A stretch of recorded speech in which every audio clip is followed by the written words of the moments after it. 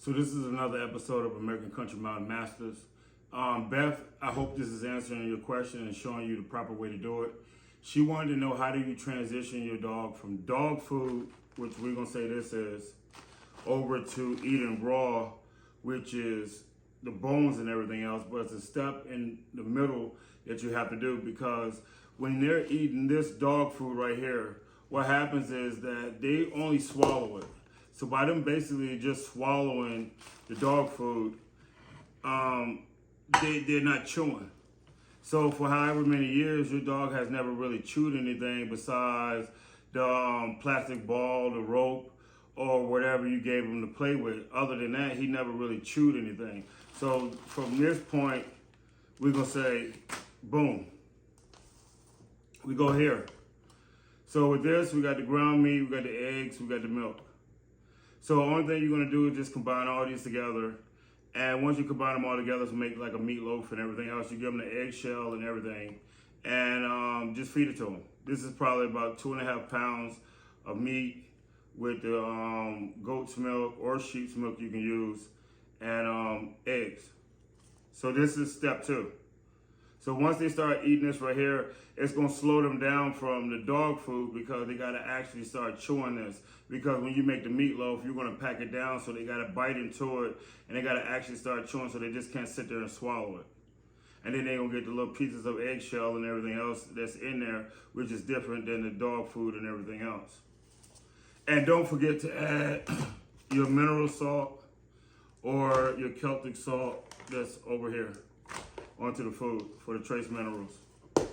So once you get past that step right there, you probably do that for, I don't know, probably about 2 weeks. Make sure he's chewing and everything else. You move over to this part. I don't like cooking my dog food, but for the people out there that can't stomach to sit there and do it, you're gonna have broth left over. Make sure you give them the broth, because that's where all the vitamins and everything else is in. But you wanna overcook the bone. I hope I did it. So yeah. So basically the bone gonna mash up. So you ain't gotta really worry about your dog getting choked or anything else, because they actually can chew this down versus having a raw piece of meat. And then just mash the potatoes in there and just mash it all up. And then they'll start chewing this right here, and do this a couple of times, and then you go straight to raw. Just straight out the box. Just give it to them and have them eat it, because like I said, this is the only way the dog's supposed to eat. They don't really supposed to be eating the mashed potatoes, but like I said, we got to convert the dogs back over from the dog food, and this is the proper way to do it.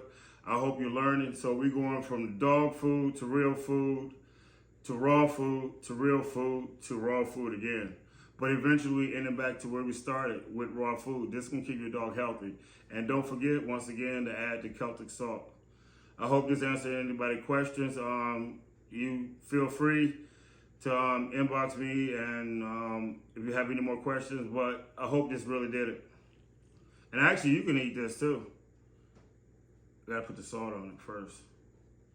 But like I said though, if I'm not eating the raw stuff, period. But if you sit there, if you sit there and bake it up and everything else, you can eat it.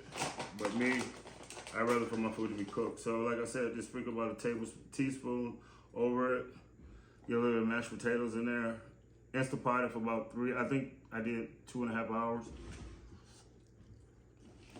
And like I said, if I don't eat it, my dogs don't eat it.